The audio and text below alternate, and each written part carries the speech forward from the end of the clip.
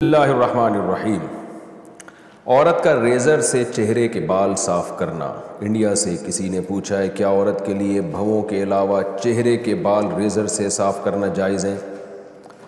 بھووں کے بال تو جائز ہی نہیں ہے کسی کے لیے بھی، آئی بروز بنانا، ان کو باریک کرنا یہ حرام اور ناجائز عمل ہے۔ باقی جو خواتین کے چہرے پہ بال نکل آتے ہیں وہ کسی بھی طرح سے صاف کر سکتی ہیں، ریزر سے بھی کر سکتی ہیں، لیکن جو منع کیا جاتا ہے خواتین کو ریزر کے استعمال سے، کیونکہ وہ ریزر سے اگر بال صاف کریں گی تو بال اور زیادہ مضبوط نکلتے ہیں، تو اس لیے میں نے نہیں کسی کے بارے میں سنا کہ کوئی خاتون جو ہے وہ ریزر سے اپنے چہرے کے بالوں کو صاف کرتی ہیں۔ بہرحال جائز ہے۔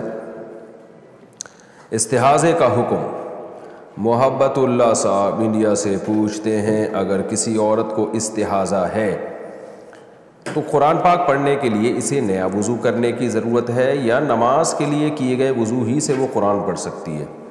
استحاضے کا مطلب ہوتا ہے حیض کے علاوہ جو عورت کو کوئی بلیڈنگ ہو رہی ہو، یعنی ایام حیض میں جو خون ہوتا ہے نا وہ تو آتا ہی ہے، تو کسی عورت کو کنٹینیو بلیڈنگ ہی ہوتی رہتی ہو۔ یہ میں اس لیے بتا رہا ہوں کہ بہت سے لوگوں کے لیے یہ لفظ ہی نیا ہوگا نا، استحاضہ، لیکوریا جسے آج کل کی زبان میں کہا جاتا ہے۔ تو جو معذور خاتون ہوتی ہے نا، جو نماز پاک ہو کر پڑھ ہی نہیں سکتی، اس کو مسلسل بلیڈنگ ہوتی رہتی ہے تھوڑی تھوڑی دیر کے بعد، تو ایسی خاتون معذور کہلاتی ہے۔ اسی طرح جو مرد ایسا ہو جس کو پیشاب کے قطرے مسلسل آتے رہتے ہو، وہ وضو کر کے نماز پڑھ ہی نہ سکتا ہو، تو وہ بھی معذور کہلاتا ہے۔ اس کی تفصیل سے میں اس بارے میں کلپ ریکارڈ کروا چکا ہوں کہ معذور کسے کہتے ہیں۔ تو ایسے معذور کو ایک دفعہ وضو کر لے، نماز کا ٹائم جب داخل ہو، اور اس وضو سے جتنی چاہے نمازیں پڑھیں، قرآن پڑھیں، سب جائز ہے۔ پھر جب دوبارہ نماز کا وقت داخل ہوگا تو نیا وضو کر لے۔ تو اسی طرح استحاضہ والی عورت جو ہے وہ بھی ایسا کر سکتی ہے کہ اس نے جب نیا وضو کیا تو وہ وضو سے جتنی چاہے نمازیں پڑھیں اور قرآن کی تلاوت بھی کر سکتی ہے۔ قرآن پڑھنے کے لیے الگ سے وضو کرنے کی ضرورت نہیں ہے۔ پاکی کے بعد دوبارہ خون آنا۔ انڈیا سے کسی نے پوچھا ہے کہ جی اگر حیض کے دنوں میں اچھی طرح خون نہ آئے اور پاکی حاصل کرنے کے بعد پھر دوبارہ خون شروع ہو جائے تو نماز کا کیا حکم ہے؟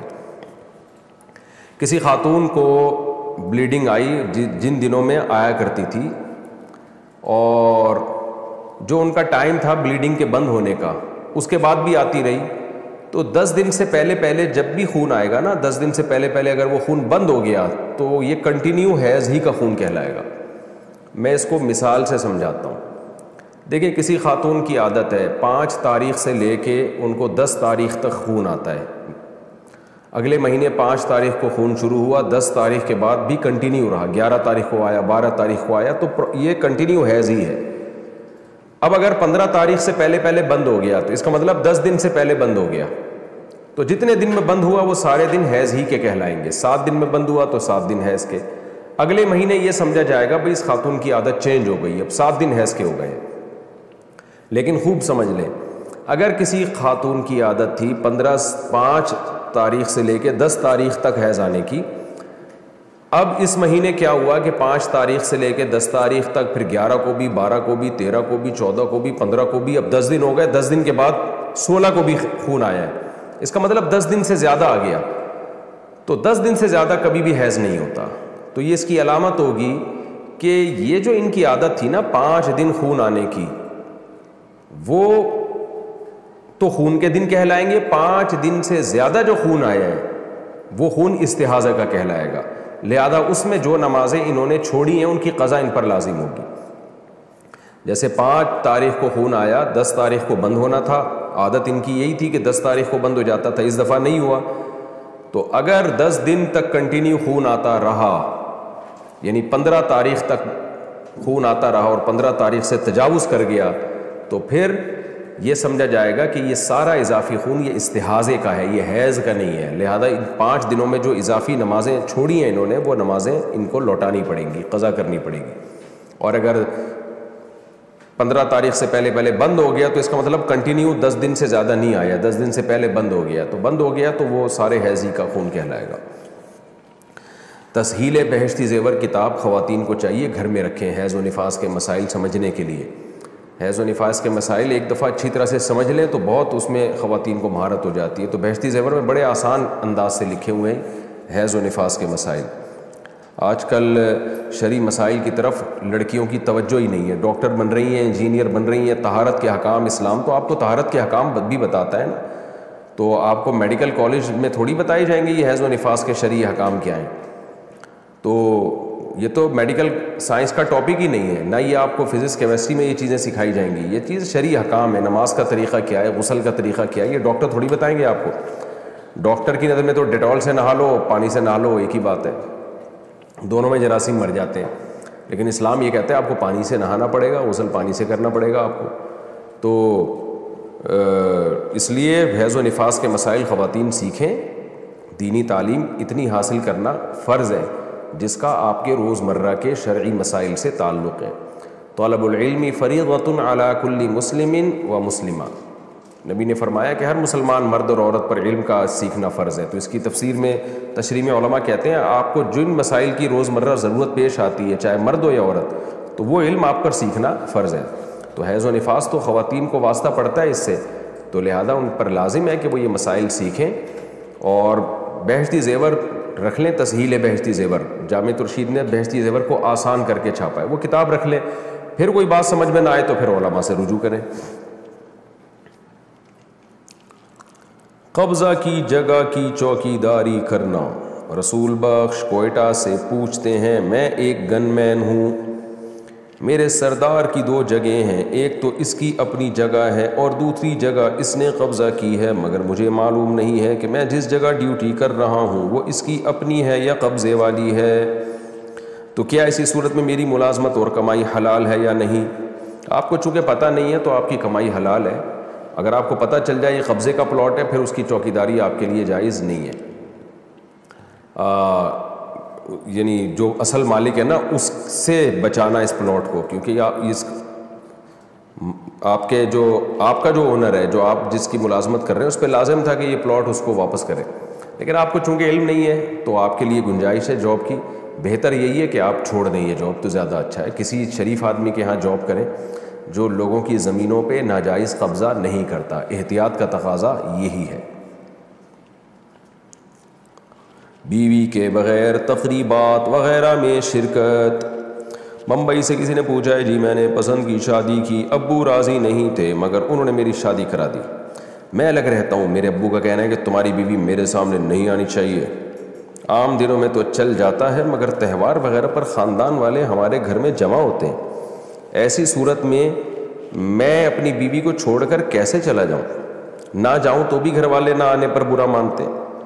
اس طرح خاندان کی دیگر تقریبات میں بھی اکیلے آنے کا کہتے ہیں. بتائیے میں کیا کروں؟ شادی کرنے سے پہلے سوچنا تھا نا میں کیا کروں. اس لیے کہتے ہیں ابا کی مرضی سے کر لیا, تاکہ یہ ٹینشنیں نہ ہوا کریں, ابا کی مرضی سے کر لیا کریں. بہرحال جب ہو گئی ہے تو ابا کو منائیں کسی طریقے سے. میرا یہ کلپ سنا دیں کہ جب آپ کی وہ بہو ہے تو بیٹیوں کی طرح ہے, اب تو رشتہ قائم ہو گیا نا, اب کیا بائیکاٹ کرنا. تو انا کا مسئلہ نہیں بنا لینا چاہیے چھوٹی چھوٹی باتوں کو. اس لیے اب اس کو بہو بنا کے رکھیں اپنے گھر میں, آ رہی ہے ملنے دیں اس کو. تو قطع رحمی ہے, گناہ ملتا ہے قطع رحمی کا, بری بات ہوتی ہے یہ. اللہ تعالیٰ نے رشتہ داری توڑنے والے کے بارے میں فرمایا کہ وہ جنت میں نہیں جائے گا. تو رشتہ داری جیسے بہو کے لیے توڑنا ناجائز ہے تو ساس سسر کے لیے بھی بہو سے تعلق توڑنا ناجائز ہے. روزے کی حالت میں مشزنی. سمیر صاحب کشمیر انڈیا سے پوچھتے ہیں, روزے کی حالت میں اگر ہاتھ سے غلط کام ہو جائے تو کیا روزہ ٹوٹ جائے گا؟ جی ہاں, روزہ ٹوٹ جائے گا. اگر ڈسچارج ہو گیا کوئی تو روزہ ٹوٹ جائے گا. نفلی روزہ تھا تو ٹوٹے گا بھی, گناہ بھی ملے گا اور بعد میں اس کی قضا بھی کرنی پڑے گی. اور اگر رمضان کا روزہ تھا تو روزہ بھی ٹوٹ گیا اور بعد میں قضا بھی کرنی پڑے گی, اور کبیرہ گناہ ہے, کیونکہ رمضان کا روزہ توڑنا تو بہت سخت گناہ ہے. البتہ کفارہ لازم نہیں ہے اس پہ. کفارہ جو رمضان کے روزے میں واجب ہوتا ہے اگر توڑا جائے تو وہ بیوی سے ہم بستری کر لی یا رمضان میں کھا پی لیا, اس طرح سے کفارہ لازم ہوتا ہے.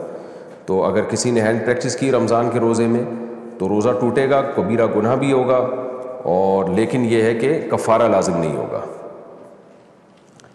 ہیپی ہولی, ہیپی دیوالی کہنا.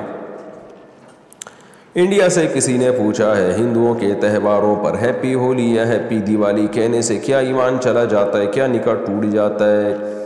اسی طرح اگر ٹی وی وغیرہ پر کوئی بھجن سن لے, بھجن ہے بھائی, بھجن سن لے تو کیا آدمی کافر ہو جاتا ہے اور نکاح ٹوٹ جاتا ہے؟ نہیں، اس سے کافر نہیں ہوتا، نکاح نہیں ٹوٹتا.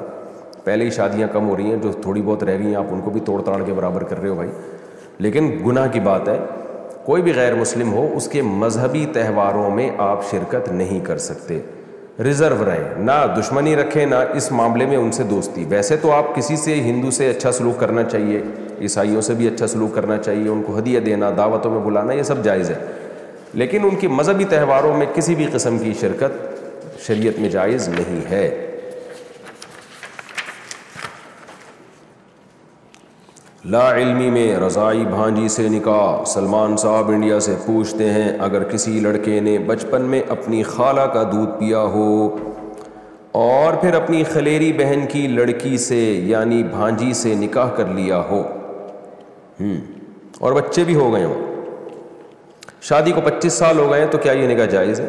اس میں اگر لڑکے اور لڑکی کو معلوم نہیں تھا کہ وہ دودھ کے رشتے سے ماموں بھانجی ہیں، تو کیا نکاح معلوم ہونے کے بعد نکاح باقی رہے گا؟ اگر لڑکے اور لڑکی کو معلوم تھا تو کیا حکم ہے؟ کیا یہ بات ان کی پیدا ہونے والی اولاد کو معلوم ہونی چاہیے؟ سلمان صاحب، پہلی بات تو یہ ہے کہ 25 سال بعد ان کو بتایا کس نے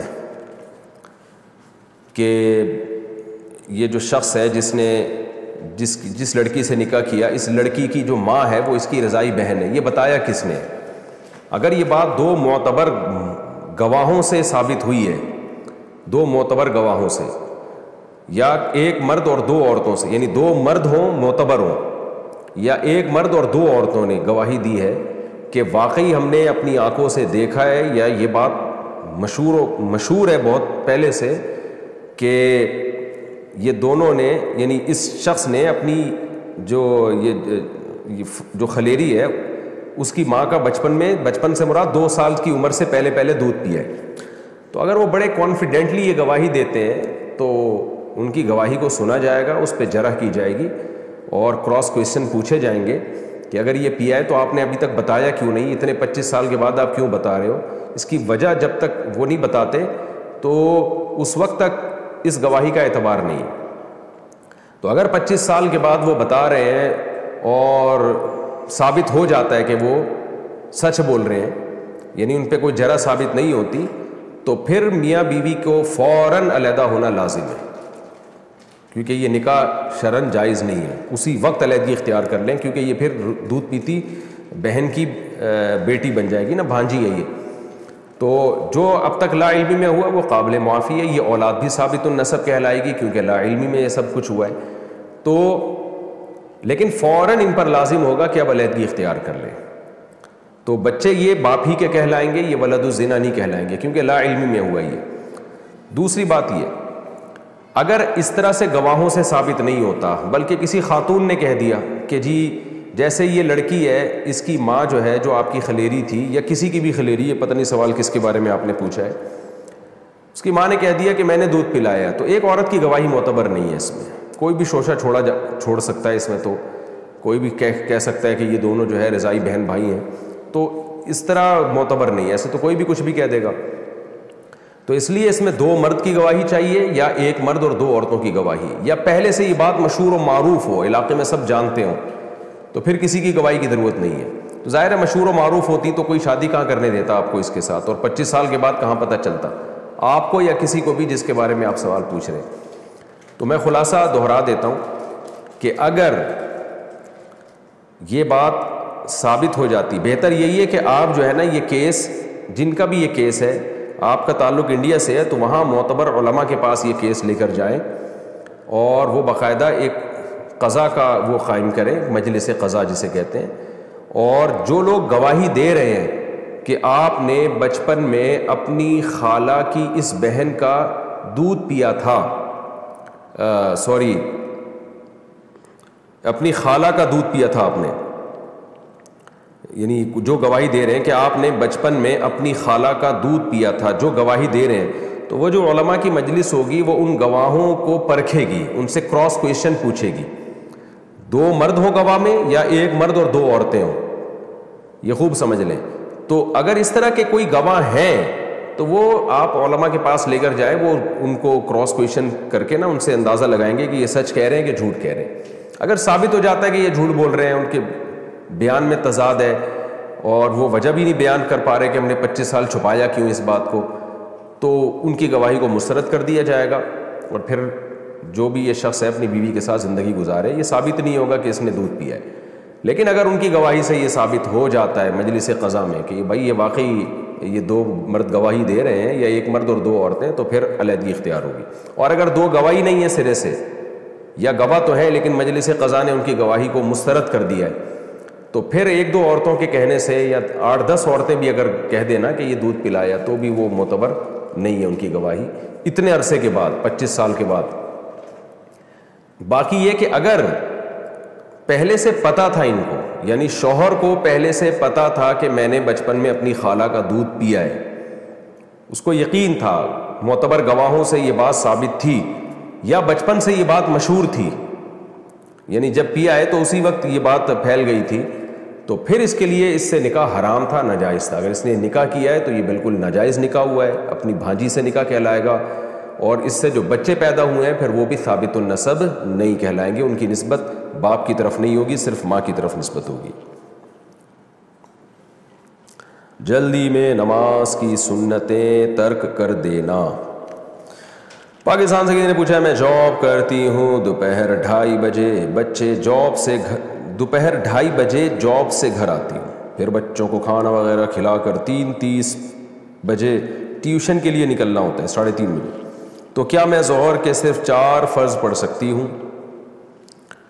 بھائی آپ روزانہ سنت مؤکدہ ضائع کر دینا تو ٹھیک عمل نہیں ہے، کبھی کبھار تو چلیں، بہت جلدی ہو تو آپ 4 فرض پڑھ لیں، لیکن ڈیلی بیسس پہ اس طرح سے کرنا یہ ٹھیک عمل نہیں ہے۔ سنت مؤکدہ کا مطلب بہت زیادہ جس کی تاکید ہے، تو آپ کو اس طرح سنت مؤکدہ آپ کے لیے چھوڑنا ٹھیک عمل نہیں ہے۔ تو آپ کوشش کیا کریں بچوں کو کھانا کھلائیں، جلدی سے 4 سنت پڑھیں، 4 فرض پڑھیں، 2 سنت پڑھیں، اس میں کتنا ٹائم لگتا ہے؟ اور ویسے بھی یہ تو عجیب سے آج کل صورت چل پڑی ہے، اور خواتین بچہ بھی پال رہی ہیں، جاب بھی کر رہی ہیں، پھر جب جاب سے گھر آ رہی ہیں پھر ٹیوشن کے لیے جا رہی ہیں، تو یہ بچے تو بگڑ جائیں گے، پھر ان کو کون پالے گا؟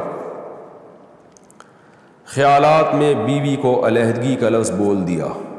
محمد ہارون حیدرآباد سے کہتے ہیں اگر کوئی اپنی بیوی سے خیالات میں لڑ رہا ہو اور خیال ہی میں بیوی شوہر سے کہے کہ اگر تم مجھ سے اتنے پریشان ہو تو تم کو کیا چاہیے، اور شوہر خیالات ہی میں کہے کہ علیحدگی، مگر علیحدگی کا لفظ شوہر کی زبان سے بھی نکل جائے تو کیا حکم ہے؟ خیال میں اگر بیوی نے پوچھ لیا اس سے کہ یہ جو ہے مجھ سے اتنے پریشان ہو تو تم کو کیا چاہیے، پتہ نہیں بھائی، پاگل والوں کے کیسز بڑھ رہے ہیں آج کل بہت زیادہ، نفسیاتی ڈاکٹر کو دکھاؤ میرے بھائی، اور خیال ہی میں کہہ دیا علیحدگی، تو اس سے کچھ نہیں ہوتا، لیکن آپ کائنڈلی، ہاں زبان سے منہ سے نکلا ہے نا، تو وہ تو خیال کی دنیا میں ایک فرضی وہ تصور قائم کیا ہوا تھا کہ بیوی آپ سے یہ پوچھ رہی ہے اور آپ جواب میں علیحدگی بول رہے ہو، تو اس سے کچھ نہیں ہوا، اور چاہیے کہ لفظ سے تو ویسے بھی نہیں ہوگا نا۔ بیوی شوہر سے کہتی ہے کہ تمہیں کیا چاہیے، شوہر کے علیحدگی چاہیے، تو اس سے طلاق نہیں واقع ہوگی اگر صاف لفظوں میں بھی کہہ دے۔ آپ فوری طور پر نا کسی ڈاکٹر سے رابطہ کریں، میرا مشورہ یہ ہے، ان کو بولیں کہ میں خیال میں نا کھوپڑی میری آؤٹ ہو رہی ہے، تو یا تو آپ کی بیوی کو وہ نیند کی گولیاں دے دیں گے یا آپ کو دے دیں گے، کیونکہ ایک آدمی ڈاکٹر کے پاس گیا، ایک خاتون اپنے شوہر کو ڈاکٹر کے پاس لے کر گئیں اور کہا کہ یہ ڈپریشن کے مریض ہیں، ان کا علاج کریں، تو ڈاکٹر نے تھوڑی دیر کے بعد اندازہ لگا لیا کہ ڈپریشن کی وجہ کیا ہے، تو ڈاکٹر نے خاتون کو گولیاں دیں نیند کی، تو خاتون نے کہا یہ میں نے ان کو کب کھلانی ہے، تو ڈاکٹر نے کہا یہ آپ نے ان کو نہیں کھلانی، یہ خود کھانی ہے، جتنا زیادہ آپ سوئیں گے یہ ریکور ہو جائیں گے۔ تو بعض دفعہ یہ ہوتا ہے کہ بیوی کی وجہ سے میاں پاگل ہو جاتا ہے، بعض دفعہ شوہر کو نیند کی گولیاں کھانی پڑتی ہیں تاکہ بیوی سیٹ ہو جائے۔ تو اگر آپ اللہ معاف فرمائے، اگر آپ کو یہ الٹے خیالات آ رہے ہیں اور آپ کے اندر فالٹ ہے تو کچھ دنوں میں آپ کی بیگم پاگل ہو جائے گی، اور اگر آپ کی بیگم پہلے سے پاگل ہے تو اس کی وجہ سے آپ پاگل ہو جائیں گے۔ تو دونوں آپ میرا خیال ہے ڈاکٹر سے رابطہ کریں اور فوری طور پر کچھ علاج کریں اس کا، کیونکہ یہ طلاق کے وسوسے جب آنا شروع ہوتے ہیں نا تو اس کا اینڈ پاگل پنے پہ ہی ہوتا ہے۔ بالوں میں کیریٹن ٹریٹمنٹ کروانا یہ کیا ہوتا ہے بھائی؟ فائزہ آصف کوئٹہ سے پوچھتی ہیں کیا بالوں میں کیریٹین ٹریٹمنٹ کروانا جائز ہے، یہ مجھے نہیں پتہ کیا ہوتا ہے. اس میں بالوں میں ایک کریم لگائی جاتی ہے جس سے بال ہمیشہ کے لیے اسٹریٹ ہو جاتے ہیں. کوئی بھی ایسی کریم لگانا جس سے بال گھنگری والے بال اسٹریٹ ہو جائیں تو یہ جائز عمل ہے، اس میں کوئی گناہ کی بات نہیں ہے. خواتین کا ویڈیو میں ہاتھ کو ظاہر کرنا. عبد الاحد پاکستان سے پوچھتے ہیں مفتی صاحب کیا فیمیل اپنے ہاتھ شو کروا سکتی ہیں یوٹیوب پر؟ یعنی آرٹ اینڈ کرافٹ چینل ہے جس میں ہاتھ سے بنائی ہوئی چیزیں بنائی جاتی ہیں، اس بارے میں رہنمائی کر دیں. دیکھیں تقویٰ کے بہرحال خلاف ہے. عورت کو چاہیے اپنے سر کے بالوں سے لے کے پاؤں کے ناخن تک اپنے جسم کو ڈھانپے، لیکن بہرحال اختلافی مسئلہ ہے ہاتھ کا ظاہر کرنا. تو جو دیندار گھرانے کی خواتین ہیں ان کو تو اس سے اجتناب کرنا چاہیے. اور کوئی خاتون واقعی کسی ضرورت سے اگر یوٹیوب پہ آ رہی ہیں، ان کو کوئی سورس آف انکم نہیں ہے، تو ہاتھ ظاہر کرنے کی گنجائش ہے. لیکن بہرحال یہ فتنے جو عورت کا جو ہاتھ ہے نا وہ بھی ایک اٹریکشن کی چیز ہوتا ہے ٹھرکی لوگوں کے لیے، تو سارے تو نیک پرہیزگار نہیں ہوتے. تو اس لیے احتیاط کے بہرحال یہ خلاف ہے. خواتین کو چاہیے کہ وہ اپنے ہاتھ پہ کوئی گلوز وغیرہ پہن کے ویڈیو بنائیں اگر بنانی ہے، انہوں نے کوئی مجبوری ہے. نارملی اس کو اپریشیٹ بہرحال نہیں کیا جائے گا، لیکن بہرحال اختلافی چیز ہے تو اس میں اتنی شدت بھی جائز نہیں ہے. اس سے تو بہتر ہے کہ جو بالکل ہی بے پردہ ہو کے آ رہی ہیں اور سلیو لیس کپڑے پہن رہی ہیں یا اپنی جو جسم کو ایکسپوز کر رہی ہیں دنیا کے سامنے، تو اس برائی سے اگر کوئی بچنا چاہے تو اس سے تو بہرحال 20 گنا بہتر ہے. تو ہر ایک کے اپنے حالات ہوتے ہیں کہ اس کو یوٹیوب پہ آنے کی کتنی ضرورت ہے، اس کے حساب سے جواب دیا جاتا ہے یہاں پہ. تو ایسے اختلاف کا فائدہ اٹھایا جا سکتا ہے ضرورت اور مجبوری میں، لیکن بہرحال شریعت کا مزاج یہی ہے کہ عورت وہ مکمل پردہ کرے. جتنا زیادہ عورت پردہ کرے گی اسلام اس کو اپریشیٹ کرے گا. ڈیڈ باڈیز کو میڈیکل اسٹڈی کے لیے استعمال کرنا. انڈیا سے کسی نے پوچھا ہے میڈیکل کالجز میں جو ڈیڈ باڈیز پر پڑھائی کی جاتی ہے نیز انہیں کاٹا بھی جاتا ہے، اس کی شرعی کیا حیثیت ہے؟ بالکل حرام ہے، ناجائز ہے یہ عمل. ایک ڈاکٹر صاحب مجھ سے الجھ پڑے کہ پھر ہم لوگ ترقی کیسے کریں گے مسلمان قوم. میں نے کہا ڈاکٹر صاحب ترقی کے لیے ضروری ہے کہ آپ اپنے والد صاحب کو جمع کرا دیں، جیسے ان کا انتقال ہونا تو ڈاکٹروں کے حوالے کر دیں کہ یہ ترقی کے لیے میرے والد محترم آپ کے پاس ہیں، آپ ان کو کاٹیں پیٹیں قیمہ بنائیں ان کا. انسانی دیکھیں میڈیکل سائنس جو ہے نا، سائنسدانوں کا مسئلہ یہ ہے، بلکہ آج کل سائنسدانوں کا نہیں اہل مغرب کا مسئلہ یہ ہے کہ انہوں نے دنیا میں ہر چیز ترقی ہی کو سمجھ لیا ہے. وہ ترقی کا بھوت ان کے اوپر سوار ہے، بس ترقی ترقی ترقی. ترقی کے علاوہ بھی بہت سارے غم ہیں دنیا میں. دیکھیں میڈیکل سائنس کیا کہتی ہے کہ مرد کسی خاتون کے ساتھ زنا کرتا ہے تو اس سے کیا ہوتا ہے؟ میڈیکلی کوئی نقصان نہیں ہوتا، بلکہ وقتی طور پر ممکن ہے کچھ فائدہ ہو جائے، اس کی ڈپریشن ختم ہو جائے، اس کی اسٹریس ختم ہو جائے، ہو سکتا ہے اس دن اس کو زیادہ اچھی نیند آئے. تو میڈیکلی تو وقتی طور پہ فائدہ ہو رہا ہے، لیکن اس سے سوسائٹی تباہ ہو رہی ہے، خاندانی نظام تباہ و برباد ہو رہا ہے، ولد الزنا بچے پیدا ہو رہے ہیں. تو سائنس جو ہے نا ایک چیز کو دیکھتی ہے، مذہب بہت ساری چیزوں کو کور کرتا ہے. مذہب صرف یہ نہیں دیکھتا کہ آپ نے ہینڈ پریکٹس کر کے اپنی ٹینشن دور کر لی اور اپنی ڈپریشن دور کر لی تو ہینڈ پریکٹس کو پروموٹ کرنا شروع کر دے، اور زنا کر کے آپ کی ریلیکس ہو رہے ہیں آپ تو زنا کو پروموٹ کرنا شروع کر دے. اسلام کیونکہ دین الہی ہے نا، خدا کا دین ہے، تو اس نے جب احکام ہمیں دیے تو تمام انسانوں کو دیکھ کے دیے کہ کس کس چیز کے کیا کیا سائیڈ ایفیکٹ ہو سکتے ہیں. تو اسی طرح یاد رکھیں انسان کی لاش وہ قابل احترام ہے. تبھی اسلام میں یہ نہیں ہے کہ آپ بندہ مر گیا تو آپ اس کو ایسے ہی دفنا دیں. اللہ نے حکم دیا مرنے کے بعد بھی اس کا احترام وہی ہے جو زندگی میں تھا، بلکہ بعض نوعیت کے اعتبار سے تو احترام بڑھ جاتا ہے اس کو آپ نے غسل دینا ہے، پراپر طریقے سے کفن پہنانا ہے، پھر سامنے رکھ کے تکبیر کہہ کے جنازہ پڑھنا ہے، اس کا کتنا پروٹوکول دیا جا رہا ہے. پھر اس کو قبر میں قبلہ رخ لٹانا ہے اور قبر پہ جو ہے نا ایک خاص طریقے سے اس کی قبر بنانی ہے. پھر اس قبر کی بھی توہین کی آپ کو اجازت نہیں ہے. وجہ کیا ہے کہ تاکہ انسانیت کی بے اکرامی نہ ہو. آپ نے کیا کیا کہ وہ میڈیکل سائنس کی بھینٹ چڑھا دی ہے اس کو، تو یہ بالکل حرام ہے، ناجائز ہے. اور دوسری بات یہ کہ اس کی ضرورت بھی نہیں ہے ترقی کے لیے، کیونکہ انسان کے جسم کے جتنے بھی پارٹس ہیں یا جتنے بھی اعضاء ہیں وہ ان کی جانوروں میں کوئی نہ کوئی نظیر ملتی ہے. ہم جب بایولوجی پڑھتے تھے تو ہمارے ٹیچر ہمیں بتاتے تھے کہ نظام ہاضمہ انسان کا ایسے جیسے مینڈک کا نظام ہاضمہ. تو نظام ہاضمہ کے سسٹم کو سمجھنے کے لیے مینڈک کا آپریشن کیا جا سکتا ہے. اسی طرح کسی نہ کسی سسٹم کو سمجھنے کے لیے جانوروں کا سہارا لیا جاتا ہے، پتلوں کا سہارا لیا جا سکتا ہے بے جان. پلاسٹک کے اب تو باڈیز بنا لی گئی ہیں تو ان کا سہارا لیا جا سکتا ہے. تو انسان کو بھینٹ چڑھانا یہ اس کی جائز نہیں ہے, یہ انسانیت کی توہین ہے. بعض لوگ یہ کہتے ہیں کہ یہ لاوارث لاشوں کے ساتھ کیا جاتا ہے, یہ کسی کے ابا چاچا کے ساتھ نہیں جو لاوارث لاش ہے. تو خوب سمجھ لیں کوئی لاش لاوارث نہیں ہے اسلام میں. اگر کوئی ایسی لاش آپ کو ملی ہے کہ جس کے ابا باپ چاچا ماموں کا پتہ نہیں ہے تو سب مسلمان اس کے وارث ہیں. اس کا تو اور بھی زیادہ احترام ہے کہ بھائی سب نے اپنا سمجھ کے اس کو دفنانا ہے, اپنا سمجھ کے اس کو غسل دینا ہے. فقہاء نے یہاں تک مسئلہ لکھا ہے کہ اور یہ قرآن و سنت ہی سے اخذ کیا ہے, تمام ائمہ کا اس پہ اتفاق ہے کہ اگر کہیں سے لاش ملتی ہے نا جس کے پتہ ہی نہیں چل رہا کس نے قتل کیا ہے, تو تمام محلے والوں پر اس کی دیت لازم آتی ہے, تمام محلے والوں پر, کہ آپ ذمہ دار ہو کہ یہ لاوارث لاش یہاں کیوں پڑی ہوئی ہے. سب اس کی دیت ادا کریں گے اور وہ بیت المال میں جمع ہوگی اگر اس کے وارثوں کا نہیں پتہ چل رہا. تو اسلام میں کوئی لاش ایسی نہیں ہے جس کی توہین کی اجازت ہو. تو اس لیے یہ عمل بالکل ناجائز اور حرام ہے. میڈیکل سائنس کی ترقی کے لیے کوئی دوسرے ذرائع استعمال کریں. پلاسٹک کے جو پتلے آ رہے ہیں ان پہ یہ عمل سیکھا جا سکتا ہے یا جانوروں کے ذریعے سیکھا جا سکتا ہے. لیکن چونکہ غیر مسلموں کا تو کوئی مذہب ہی نہیں ہے, میڈیکل سائنس میں ہی ترقی ہی کا بھوت سوار ہے ان کے اوپر, تو ان کا آپ دیکھ لو کہ اخلاقیات تو ساری ایک طرف ہو گئی ہیں. ہومو سیکچولیٹی کی اجازت دے دی اور بعض ڈاکٹر ہینڈ پریکٹس کو پروموٹ کر رہے ہیں. زنا تو سوسائٹی میں ایسا پھیل گیا کیونکہ ڈاکٹر کہتے ہیں میڈیکلی زنا سے کوئی نقصان نہیں. آج ڈاکٹر کہتے ہیں کہ زنا صحت کے لیے نقصان دہ ہے, پھر دیکھو WHO قانون بنا کے اس پہ پابندی لگا دے گی. تو آپ نے ایک طرف ہو جانا ہے, اللہ کے دین کو لے کے چلنا ہے. تو اللہ کے دین میں کچھ باؤنڈری ہے, اخلاقیات ہیں, ان کو آپ کو کراس کرنے کی بالکل بھی اجازت نہیں ہے.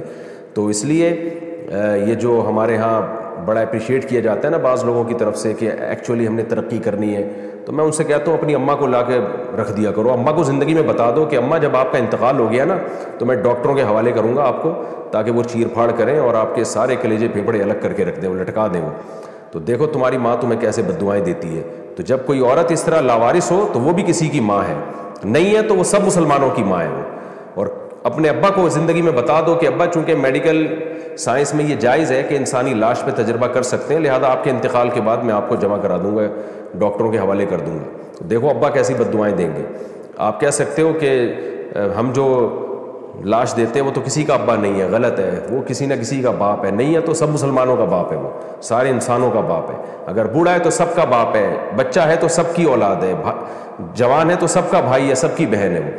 تو یہ کہنا کہ لاوارث لاشیں, تو لاوارث ووارث ہوتی نہیں ہے اسلام میں لاشیں.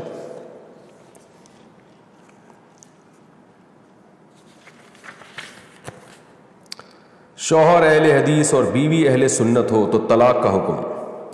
پاکستان سے کسی نے پوچھا میرے ابو نے میرے بھائی کو فون کا اسپیکر کھولنے کو کہا, بھائی نے نہیں کھولا تو انہوں نے بھائی کو بولا میری طرف سے تمہاری ماں کو طلاق ہے, طلاق ہے, طلاق ہے. پھر دوسرے دن خالہ کو بھی بتایا کہ تمہاری بہن کو طلاق ہے, اور اگر تم لوگ واقعی اہل سنت ہو تو اس کو طلاق ہو چکی ہے. پھر میں نے ابو کو فون کر کے پوچھا, ابو نے کہا کہ ہاں میری طرف سے تمہاری اماں فارغ ہے. میں نے ابو کو کہا کہ آپ تو اہل حدیث ہیں, آپ کے لحاظ سے تو نہیں ہوئی. کہنے لگے اپنی قبر میں خود جواب دوں گا اور میری طرف سے فارغ ہے. اب کچھ دن کے بعد کہہ رہے ہیں کہ میں دن میں اس طرح 50 دفعہ بھی طلاق دوں تب بھی طلاق نہیں ہوتی, اور تم لوگ جان بوجھ کر اپنی ماں کو طلاق دلوانا چاہتے ہو, اور تمہاری ماں کی نیت ہی طلاق کی ہے اور وہ اس کو بہانہ بنا رہی ہے, اس نے تو اپنے کان سے سنا بھی نہیں. رہنمائی فرمائیے کہ کیا طلاق ہو چکی ہے یا اب بھی کوئی گنجائش ہے. ابو ہم کو مورد الزام ٹھہرا رہے ہیں اور رشتہ داروں میں بھی ہمارے خلاف باتیں کر رہے ہیں. تینوں طلاقیں ہو گئی ہیں.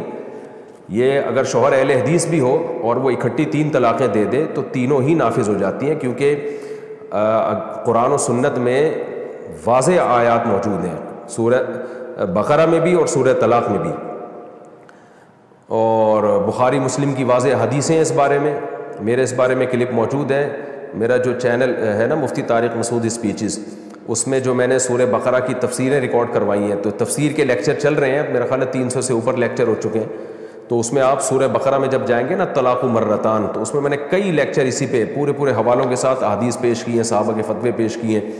تو یہ مسئلہ اجماعی ہے, اس میں اہل حدیث جو بولتے ہیں نا اختلافی ہے تو وہ غلط بولتے ہیں. یہ مسئلہ اختلافی نہیں ہے, ان کو اہل حدیثوں نے بنایا ہے اس کو اختلافی. اور یہ جو اہل حدیث حضرات مفسرین کے حوالے پیش کرتے ہیں کہ یہ تو شروع سے اختلاف چلا آ رہا ہے, تو مفسرین تو ایسے بھی ہیں جو یہ کہتے ہیں کہ نہیں اختلاف چلا آ رہا ہے, اجماعی ہے. بات یہ ہے کہ جو بھی دعویٰ کرے اختلافی ہے تو دلیل پیش کرے نا, کسی صحابی سے دکھائے نا, کسی ایک صحابی نے بھی فتویٰ دیا ہو کہ رخصتی کے بعد اکٹھی 3 طلاقوں کو ایک سمجھا گیا ہو؟ کوئی ایک روایت تو دکھائے نا. ویسے سارا دن کہتے رہتے ہیں قرآن حدیث قرآن حدیث قرآن حدیث کو مانتے ہیں، پھر یہ لاؤ نا کوئی فتویٰ ہمارے سامنے لاؤ صحابی کا. اور وہ جو مسلم کی حدیث پیش کی جاتی ہے کہ نبی کے دور میں 3 طلاقیں ایک سمجھی جاتی تھیں، وہ بالکل ویسے ہی ہے جیسے جابر بن عبداللہ کہتے ہیں نبی کے دور میں متع کو بھی حلال سمجھا جاتا تھا. تو جو اس کا جواب ہے وہ اس کا بھی جواب ہے. بخاری کی واضح حدیث موجود ہے، مسلم کی حدیثیں ہیں، صحابہ کے فتوے ہیں، چاروں اماموں کا اجماع ہے کہ اکٹھی 3 طلاقیں 3 ہی ہوتی ہیں. تو اگر کوئی شخص اہل حدیث ہے اور اکٹھی 3 طلاقیں دے دے اور اپنے اہل حدیث عالم سے فتویٰ لے آئے کہ وہ ایک ہوئی ہے تو بھی بیوی حلال نہیں ہوگی، خوب سمجھ لیں، کیونکہ قرآن و سنت میں یہ مسئلہ بہت وضاحت کے ساتھ بیان کر دیا گیا ہے. اور پھر بھی اگر کسی اہل حدیث کو کنفیوژن ہے نا، وہ اندھی تقلید نہیں کر رہا اپنے بڑوں کی، تو میرے پاس آئے، میں ٹائم نکال کے اس کے سامنے انشاءاللہ ثابت کر دوں گا قرآن و حدیث سے 2 اور 2 4 کی طرح انشاءاللہ. لیکن مسئلہ یہ ہے کہ جب یہ لوگ تحقیق کی بات کرتے ہیں نا تو تحقیق کرتے نہیں ہیں، پھر اپنے بابوں سے جا کے فتویٰ لے کے اسی پر عمل کرتے ہیں اور کہتے ہیں ہمیں اللہ نے حکم دیا کہ ہم فاسألوا اہل الذکر ان کنتم لا تعلمون، ہمیں علم نہیں ہے، ہم اہل حدیث علماء سے فتویٰ لیں گے. تو آپ تو اندھی تقلید کر رہے ہو، پھر یہ تحقیق تو نہیں ہے نا. تحقیق تو یہ ہے کہ آؤ ہمارے پاس آؤ نا، اب ہم آپ کو بتائیں گے قرآن میں کیا لکھا ہوا ہے، صاف صاف آیتیں دکھائیں گے ہم آپ کو کہ کتنی طلاقیں ہوتی ہیں 3، اور ہم آپ کو واضح حدیثیں دکھائیں گے. اگر آپ نہیں آتے ہمارے پاس اور اہل حدیث سے فتویٰ لے کے رکھ لیتے ہو بیوی کو، اس کا مطلب آپ تحقیق کرنا چاہتے ہی نہیں ہو، آپ اندھی تقلید کر رہے ہو آپ. اور تقلید بھی مجتہدین کی نہیں کر رہے، آج کل کے اسکالرس کی کر رہے ہو. تو اہل حدیث نے بھی اگر کوئی 3 طلاقیں اکٹھی دے دی ہیں نا تو 3 ہی ہوں گی وہ. اور اس میں اہل حدیث بھی متفق نہیں ہے، بعض اہل حدیث ہی کی وہ رائے ہے جو میں آپ کے سامنے پیش کر رہا ہوں. خود بعض اہل حدیث بھی اس کے قائل ہیں کہ یہ فضول مسئلہ پتہ نہیں کہاں سے نکال لیا 3 کا 1 ہونے کا. قرآن و سنت میں 3 ہی ہے، کسی محدث کا یہ مذہب نہیں ہے کہ 3 طلاقیں 1 ہوتی ہیں. تو اس لیے خوب اچھی طرح سمجھ لیں، صحابہ تابعین چاروں امام قرآن حدیث میں واضح ہے کہ کسی نے 3 طلاقیں دے دی ایک مجلس میں تو 3 ہی ہوں گی، چاہے وہ دینے والا اہل حدیث ہو یا کوئی بھی ہو. تو عورت کے لیے جائز نہیں ہے کہ شوہر اگر اہل حدیث ہے تو وہ 3 طلاقوں کے بعد شوہر کے پاس رہنا شروع کر دے. تو آپ کے ابا نے دے دی ہیں تو ابا سے بول دیں کہ بس اب یہ نکاح ختم ہو گیا ہے. دینے سے پہلے آپ کو تحقیق کر لینی چاہیے تھی. تحقیق ایک طرف کی کرتے ہیں، ایک کلپ اہل حدیث کا دیکھ لیں گے یا کسی سلفی مفتی کا کوئی کلپ دیکھ لیں گے اور اس پر اعتماد کر کے بیٹھ جائیں گے کہ ہم نے 3 طلاق میں تحقیق کر لی ہے.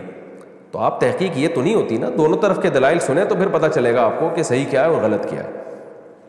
انشاءاللہ تعالی میری بیوی کو طلاق، ان الفاظ سے طلاق کا حکم. انڈیا سے کسی نے پوچھا ہے میری شادی کو 6 سال ہو گئے ہیں، زیادہ لڑائی ہونے کی وجہ سے بیوی کے گھر والوں نے اس کو گھر بٹھا لیا ہے اور پیپر پر سائن بھی کر دیے ہیں، اور میری بیوی کو بولا کہ اس سے طلاق مانگ.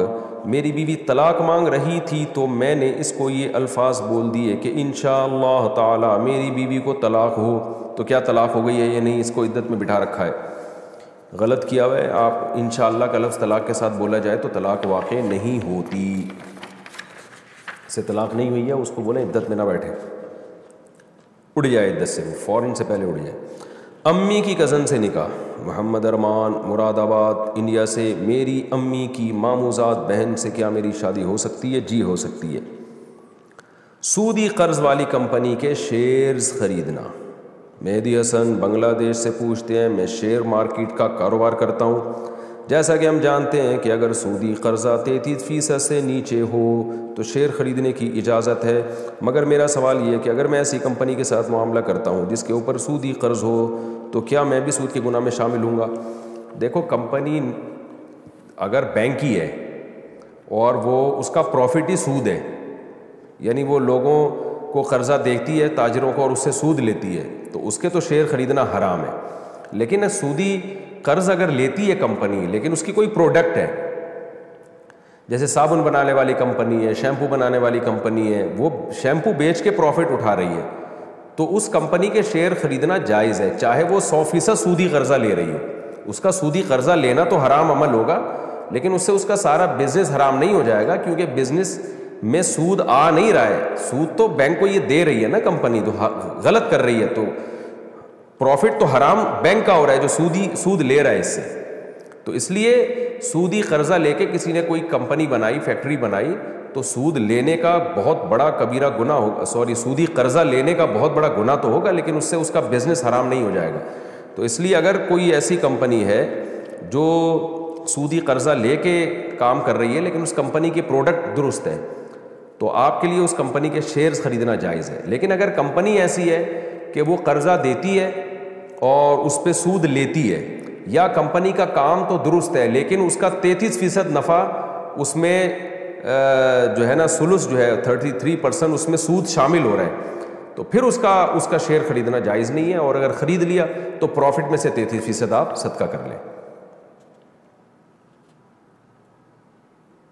بچی کی تربیت کیسے کریں؟ میں نے آپ کی ایک ویڈیو میں دیکھا تھا، آپ نے بتایا تھا کہ آپ کا بیٹا پڑھتا نہیں تھا، آپ نے تھوڑی بہت سختی کی، اس کے بعد اس کو حال پہ چھوڑ دیا۔ مجھے پوچھنا یہ کہ میری بھی ایک بیٹی 3 سال کی ہے، ہم جوائنٹ فیملی سسٹم میں رہتے ہیں، تو بیٹی اپنے میل کزنز وغیرہ کے ساتھ رہ کر بعض غلط الفاظ سیکھ گئی ہے، غصہ بھی بہت کرتی ہے، چیختی چلاتی بھی ہے، مجھے مشورہ دیں میں کیا کروں؟ اس کو اپنے کزنوں سے فوراً دور کر دیں۔ دیکھو بچوں پہ پڑھائی کا بوجھ تو نہ ڈالیں، لیکن بچہ گالیاں دے یا بچہ بدزبانی کرے یہ تو غلط چیز ہے نا، تو فوراً اس کو اپنے کزنوں سے دور کر دیں، اور جہاں سے گالیاں سیکھ رہی ہے، بدتمیزی سیکھ رہی ہے، اور بچیوں کو تو ویسے بھی بچیوں میں کھیلنے دینا، ان کو لڑکوں میں کیوں کھیلنے دے رہی؟ خیر 3 سال کی بچی بھی بہت چھوٹی ہے، لیکن یہ کہ اگر وہ خراب ہو رہی ہے تو اس کو دور کریں، ورنہ وہ بدتمیز ہو جائے گی اور پھر آپ کے کنٹرول سے باہر نکل جائے گی۔ اسکول کالج کی تعلیم کے ساتھ حفظ قرآن کیسے کریں؟ عبدالصمد پاکستان سے، میں فرسٹ ایئر کا طالب علم ہوں، حافظ بننا چاہتا ہوں، گھر والے کہہ رہے ہیں کہ پورے قرآن کے بجائے بڑی صورتیں حفظ کر لو۔ مسجد کے قاری صاحب پورا قرآن حفظ کرنے کا مشورہ دے رہے ہیں، مجھے بذات خود پورا قرآن حفظ کرنے کا شوق ہے، لیکن کالج اور کوچنگ وغیرہ کی مصروفیت بھی ہے، مجھے درمیانہ راستہ بتائیں کس طرح دونوں کام ہو جائیں؟ بھائی اب آپ کی عمر بہت ہو گئی، فرسٹ ایئر میں پہنچ گئے آپ، اب پورا قرآن حفظ کرو گے تو یہ والی تعلیم رہ جائے گی، اور یہ والی تعلیم حاصل کرو گے تو قرآن نہیں حفظ ہو سکے گا۔ علماء کے لیے تو قرآن یاد کرنا آسان ہوتا ہے کیونکہ ان کو ترجمہ آتا ہے قرآن کا، عربی آتی ہے، لیکن عام آدمی کے لیے قرآن کا حفظ کرنا بہت مشکل ہوتا ہے۔ تو فی الحال میرا خیال یہی ہے کہ آپ چھوٹی بڑی صورتیں کچھ حفظ کر لیں، گھر والوں کے مشورے پر عمل کریں، اس کے بعد جب آپ کی دنیاوی ایجوکیشن کمپلیٹ ہو جائے، کہیں اچھی جاب لگ جائے، تو پھر آپ باقی قرآن بھی مکمل کر لیں، ورنہ ایسا نہ ہو کہ نہ ادھر کے رہیں نہ ادھر کے رہیں آپ۔ بغیر غرارے کے غسل کرنا، روحان صاحب لاہور سے پوچھتے ہیں، رمضان میں تو روزے کی حالت میں بغیر غرارے کے غسل ہو جاتے ہیں، عام دنوں میں اگر کسی نے لا علمی کی وجہ سے 1.5 یا 2 سال تک بغیر غرارے کے غسل کیا ہو تو کیا حکم ہے؟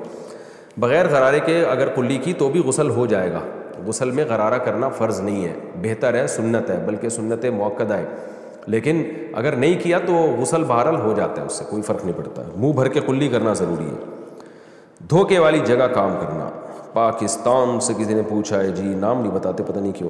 اگر ہم کو معلوم ہو جائے کہ جہاں ہم کام کرتے ہیں وہ ایک طرح سے فراڈ کر رہا ہے تو کیا وہاں کام کرنا جائز ہے؟ وہاں کام کرنے سے گناہ تو نہیں ملے گا؟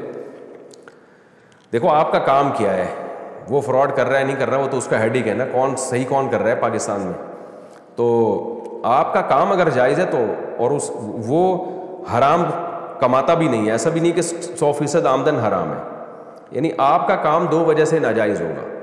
ایک تو اس لیے کہ آپ کو جو کام دیا گیا وہ کام ہی غلط دیا ہے نا، ناجائز کام دیا گیا ہے آپ کو، پھر جو آمدن آپ کو ملے گی وہ ناجائز ہوگی۔ بعض دفعہ کام آپ کو جائز دیا ہے لیکن جو اس کام کے عوض آپ کو تنخواہ ملے گی تو تنخواہ دینے والے کی آمدن ہی حرام ہے ٹوٹل، تو اپنی حرام آمدن سے دے رہا ہے تو بھی ناجائز ہے۔ اگر یہ دونوں چیزیں نہیں ہیں تو پھر وہ جو فراڈی ہو یا 1 نمبر ہو 2 نمبر ہو اس کا ہیڈک ہے، آپ کا ہیڈک نہیں ہے، آپ کی آمدن جائز ہوگی۔ غلط آدمی کے پاس جاب کرنے سے آپ کی تنخواہ حرام نہیں ہو جائے گی، لیکن بہتر یہ ہے کہ اچھے لوگوں کے پاس جاب کیا کریں، بہتر یہی ہے۔ گستاخ بیوی، ظہیر الدین سفیان میرٹھ سے پوچھتے ہیں، اگر عورت اپنے خاوند سے بدتمیزی سے بات کرتی ہے تو اس مسئلے کا کیا حل ہے؟ بدتمیزی سے بات کر رہی ہے، تمیز سے جواب دیا کریں، تو اللہ سے امید ہے کہ شاید بدتمیزی چھوڑ دے۔ بھائی یہ ایسے آپ لوگ معاشرتی علوم کے سوال مجھ سے پوچھتے ہو جیسے میں کوئی یہاں، یہ تو بہت ہی ایک پوری تفصیل پتہ چلے گی کہ بیوی کیا کہہ رہی ہے، شوہر کے مسائل کیا ہیں آپس میں، اتنا آسان ان مسئلوں کا حل ہوتا تو دنیا امن کا گہوارہ نہیں بن جاتی۔ تو جنرلی یہ ہے کہ بدتمیزی سے بات کرتی ہے تو اس کو سمجھائیں گے بھائی تمیز سے بات کرو۔ عجیب عجیب ٹائپ کے سوال لوگ پوچھ رہے ہوتے ہیں۔ خیر اس کے ابا کو بتائیں کہ یہ بدتمیز سے یعنی بدتمیزی سے بات کر رہی ہے، یہ مجھ سے پوچھنے کا نہیں ہے، یہ لڑکی کے اپنی بیوی کے ابا اس کے بھائیوں سے رابطہ کرے، اگر وہ بھی تمیز سے بات نہ کریں اس کے جواب میں تو سمجھ خاندانی بدتمیز ہے۔ پھر یہ بعض دفعہ یہ ہوتا ہے کہ آپ لڑکی کے ابا سے کہتے ہیں کہ آپ کی بیٹی مجھ سے تمیز سے بات نہیں کرتی تو وہ ایک دم ہائپر ہو جاتے ہیں، تو پھر آپ لڑکی کے اپنے سالوں کے پاس جائیں, ان کو بولیں کہ جی میری بیوی جو ہے مجھ سے تمیز سے بات نہیں کرتی, یعنی آپ کی بہن, ایک دم وہ بھی ہائپر ہو جاتے ہیں. تو اس کا مطلب کوئی ٹیکنیکل فالٹ ہے, یہ مینوفیکچرنگ فالٹ ہے خاندان میں, تو پھر صبر کریں. ابا بات نہیں کرتے. محمد عارف ممبئی انڈیا سے. میں جب 2 سال کا تھا تو میری امی کا انتقال ہو گیا تھا. میرے ابا نے دوسری شادی کر لی تھی. میری نانی نے پال پوس کر بڑا کیا. سوتیلی ماں کے بہکاوے میں آ کر ابا نے کبھی مجھ پر دھیان نہیں دیا. اب میں 40 سال کا ہو گیا ہوں. میں ابا کی ہمیشہ خدمت کرنا چاہتا ہوں, ہمیشہ پیسے بھی دیتا ہوں, لیکن میری سوتیلی ماں مجھے ابا سے نہیں ملنے دیتی, اور ابا بھی اس کی بات میں آ جاتے ہیں. کئی سالوں سے مجھ سے بات نہیں کرتے. مجھے جاننا کیا میں اللہ کی نظر میں گنہگار ہوں. جب آپ اپنا فرض ادا کر رہے ہو, آپ ابا سے ملنے کی کوشش بھی کرتے ہو, آپ چاہتے بھی ہو کہ ابا آپ سے بات کریں, اور ان کے ساتھ مالی تعاون بھی کرتے ہو, تو انشاءاللہ آپ گنہگار نہیں ہوگے, لیکن ابا گنہگار ہوں گے. کیونکہ باپ کے لیے بھی جائز نہیں ہے کہ وہ بیٹے سے ایسے لا تعلقی کا اظہار کرے, قطع رحمی کا گناہ ملے گا. تو ابا کو چاہیے کہ بیٹے سے بات کریں, اس کو عزت دیں, اس کو ویلیو دیں. Child labour. ڈاکٹر ماہنور صاحبہ USA سے پوچھتی ہیں, سب سے پہلے تو یہ کہنا چاہوں گی کہ ماشاء اللہ مفتی صاحب بہت اچھا بیان کرتے ہیں, کمیونیکیشن اسکلز بہت اچھی ہیں مفتی صاحب کی. اچھا, میری مفتی صاحب سے درخواست ہے کہ جہاں وہ اولاد پیدا کرنے پر اتنا زور دیتے ہیں, ساتھ میں کسی بیان میں اس بات پر بھی زیادہ فوکس کریں کہ زیادہ اولاد کے ساتھ ساتھ اس بات کو بھی یقینی بنائیں کہ اپنی اولاد کو چائلڈ لیبر کی بھینٹ نہ چڑھائیں. چھوٹی بچیوں کو حویلیوں بنگلوں میں کام کرنے نہ بھیجیں, اور پیری مریدی کے کلچر کے خلاف بھی بات کریں پلیز. پاکستان میں 3 ملین بچے گھریلو ملازم ہیں اور 2.5 کروڑ چائلڈ لیبر ہیں. بچوں کے ساتھ جانوروں سے بھی بدتر سلوک ہوتا ہے. بالکل صحیح کہا آپ نے. دیکھو اسلام میں نا چھوٹے بچے کے, یعنی جو نابالغ بچہ ہے, اس کے بہت زیادہ حقوق ہیں. نابالغ بچے کی ملکیت میں کوئی چیز آ گئی, آپ استعمال نہیں کر سکتے. نابالغ بچہ صدقہ کرے گا, اس کا صدقہ کالعدم ہے, وہ پیسے اس کو لوٹانے پڑیں گے اگر اس نے کسی کو دے دیے. اسی طرح نابالغ بچے سے کوئی بھی جسمانی مشقت والا کام لینا یا اپنی خدمت لینا بھی جائز نہیں ہے, اس کے ولی کی اجازت کے بغیر. کیا مطلب؟ کوئی نابالغ بچہ گلی محلے میں گھوم رہا ہے, آپ نے کہا بیٹا ذرا یہ لا دو, وہ لا دو, یہ لا دو, یہ جائز نہیں ہے. اس کے والدین کی پرمیشن اس میں ضروری ہے, اور والدین کے لیے بھی اس کو پرمیشن دینا اتنا جائز ہے جس میں بچے کی تربیت کا عنصر ہو. یعنی ماں باپ جب گھر میں بچوں سے کام لیں گے یا کسی کو اجازت دے رہے ہیں کہ ہمارے بچے سے آپ یہ کام لے سکتے ہو, تو اس میں بچے کا فائدہ ہو. بچے کا فائدہ کیا مطلب؟ ماں باپ کی یہ نیت ہو کہ اگر بچہ کچھ بھی نہیں کرے گا تو بالکل ہی سست کاہل بن جائے گا, بڑوں کا ادب بڑوں کا احترام اس کے دل سے نکل جائے گا, اور خدمت کا جذبہ ہی اس میں ختم ہو جائے گا. تو اس جذبے کی نیت سے, یعنی ادب سکھانے کے لیے ماں باپ بچے سے کام لے سکتے ہیں. جیسے بیٹھے ہوئے ہوں تو بیٹا جاؤ پانی لے آؤ, بیٹا جاؤ یہ تھوڑا سا کام ہے یہ کر دو. تو اس جذبے کے ساتھ ماں باپ بچے سے خود بھی کام لے سکتے ہیں, اور خاندان کے بڑوں کو بھی, بچوں کو پابند بنایا جا سکتا ہے کہ جب تائے ابو گھر آئیں یا چاچا ماموں گھر آئیں تو پانی مانگا کریں تو دے دیا کرو. اتنی خدمت جو بچے کی تربیت کے لیے ضروری ہے, اس سے زیادہ جائز نہیں ہے. مثال کے طور پر ماں باپ نے اپنے نابالغ بچے کو کہیں بھیج دیا کہ جاؤ وہاں جاؤ کما کے لاؤ. یہ خدمت بچے کی تربیت کے لیے نہیں ہے, بلکہ تو کمانے کے لیے آپ اس کو استعمال کر رہے ہو, تو یہ جائز نہیں ہے. جیسے کہ آج کل گھروں میں ہو رہا ہے. ہاں, بچے کو کوئی اسکل سکھانے کے لیے اگر کسی ماہر استاذ کے پاس بٹھایا جائے تاکہ بچپن سے وہ کوئی ہنر سیکھ لے, تو وہ پھر سمجھدار بچہ جو قریب البلوغ ہوتا ہے اس کے لیے جائز ہے, تاکہ وہ کوئی اسکل سیکھ لے. لیکن اس میں بھی اس پہ سختی کرنا یا اس کی بہت زیادہ بوجھ ڈالنا کہ اس کی آزادی ختم ہو جائے اور اس کی صحت کو نقصان ہو, وہ بھی ناجائز ہے. ہمارے یہاں چھوٹی چھوٹی بچیوں کو میں نے دیکھا ہے گھروں میں ماسیوں کے طور پہ کام کر رہی ہوتی ہے, اور ان کی کھیلنے کودنے کی عمر ہے, گڑیوں سے کھیلنے کی ان کی عمر ہے, بھاگنے دوڑنے کی عمر ہے. ایسا گھٹن کا ماحول ان بیچاریوں کو دیا جاتا ہے کہ وہ ڈپریشن میں جانا شروع ہو جاتی ہے. پھر بڑے ان پہ سختی کر رہے ہوتے ہیں. اور یہ بھی خوب سمجھ لیں, اپنی بیٹیوں کو یا اپنے بچوں کو, چھوٹے بچوں کو دوسروں کے گھروں میں ملازمت کے لیے بھیجنا تو بالکل جائز نہیں ہے. یہ جو اسکل سکھانے والی بات میں نے کی ہے نا, جیسے کسی بچے کو کوئی ہنر پہلے زمانے میں ایسے ہوتا تھا کہ اتنی نالج اور تعلیم کا نظام نہیں تھا.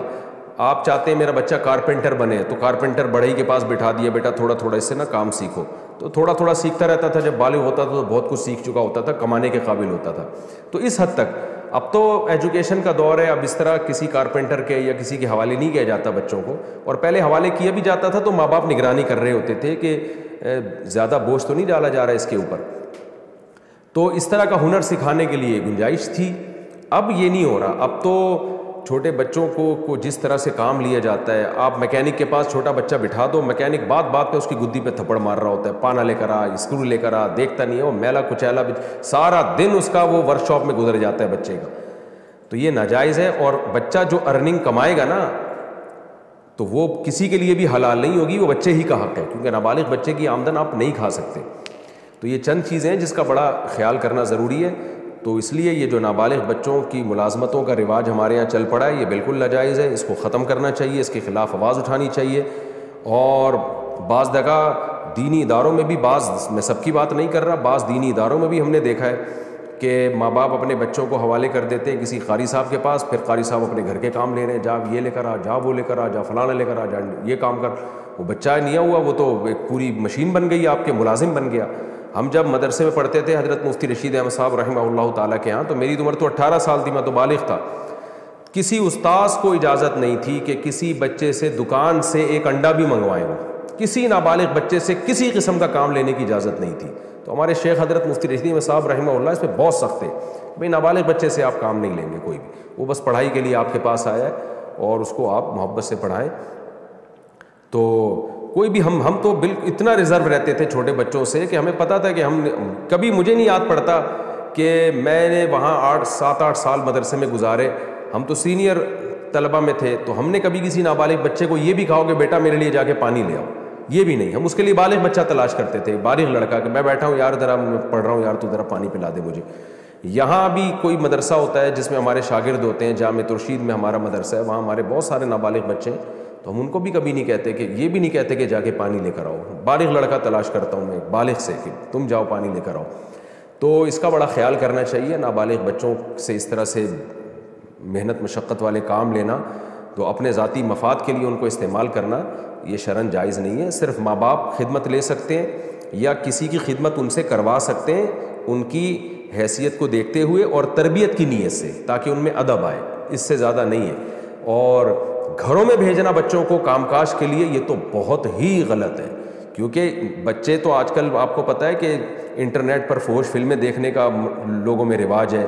تو گھر کے جو مرد ہوتے ہیں، جو غلط سوچ رکھنے والے مرد ہوتے ہیں، وہ بچوں کو ایسی چیزیں دکھا کے ان کے جذبات بھڑکاتے ہیں، پھر ان کو غلط استعمال کرتے ہیں. بچیوں کے ساتھ کیسے کیسے واقعات ہو رہے ہیں، تو پتہ نہیں یہ ماں باپ کیسے اپنے چھوٹے بچوں کو دوسروں کے گھروں میں بھیج دیتے ہیں گھروں کی خدمت کے لیے. میں تو اس کا بھی قائل نہیں ہوں کہ آپ جو ٹین ایجز لڑکا ہے یا وہ لڑکا جو ابھی مکمل میچور نہیں ہوا، آپ ٹیوشن کے لیے بھی اکیلا اس کو کسی کے گھر میں نہ بھیجیں.